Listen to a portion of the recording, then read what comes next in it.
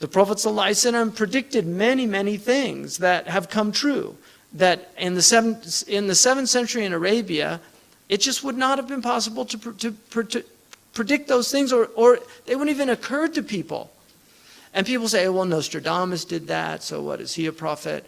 I mean, the predictions of Nostradamus are so obscure.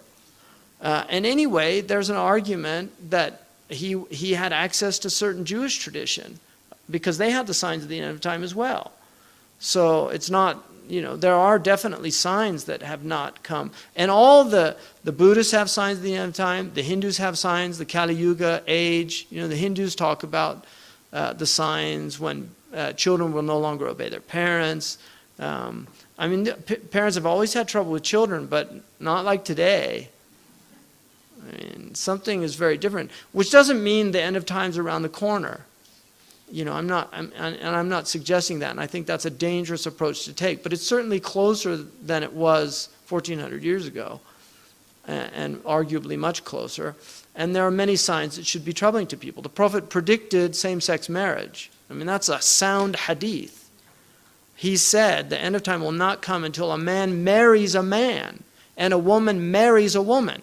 And we have no evidence in human history that that was ever, we have no evidence that any culture has ever sanctioned same-sex marriage. But he said it will be one of the signs of the end of time. He said you will see nikah al-rajul al-rajul, wa nikah al-mar'ati al-mar'a. And nikah here means clearly marriage, because homosexuality existed, so he wasn't talking about homosexuality or musahaqa. He was talking about marriage. So, he predicted that the buildings of Mecca would surpass the mountains. I mean, who could have thought of that in the 7th century of Arabia? Who could have thought of that? He predicted that people would fly in the air.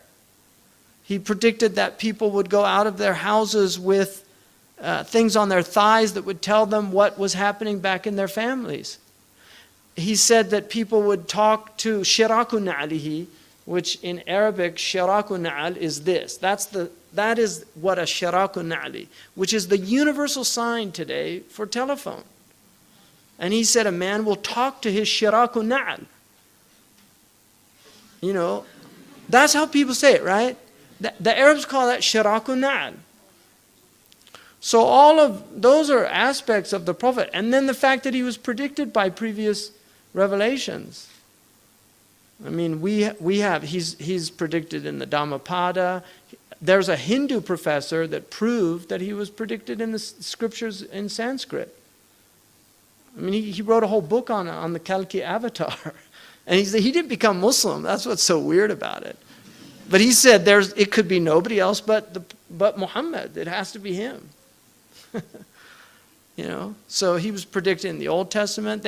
What was Salman al-Farisi doing in Arabia? He was looking for the last prophet. He'd been told about him. Why were the Jews in Yathrib? And there's a lot nice places to live for the Jews at that time. I mean, they came from Sham. Why would they live in Yathrib, middle of the Arabian desert? Because they actually believed that the last prophet was coming from that place. There were rabbis in Yemen who knew that he was coming.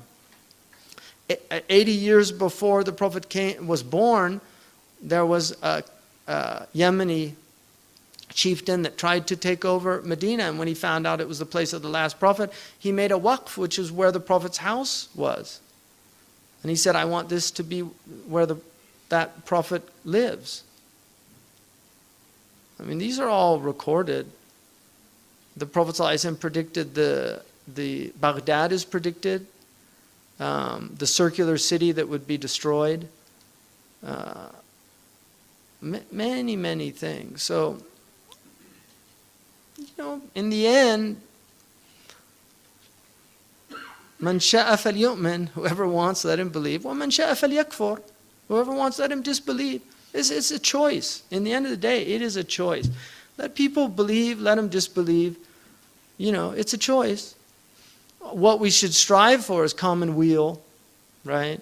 We should have even secular values, acknowledge common weal. Iceland outlawed pornography, not because of any religious instinct, because it's a very secular country, but they just said it doesn't promote the common good. And it's a very highly educated middle-class culture. And pornography tends to be uneducated people are the consumers of pornography, or very, very deviant, cosmopolitan type people that are jejun, the nafs is just so sick that, Hugh Hefner syndrome, or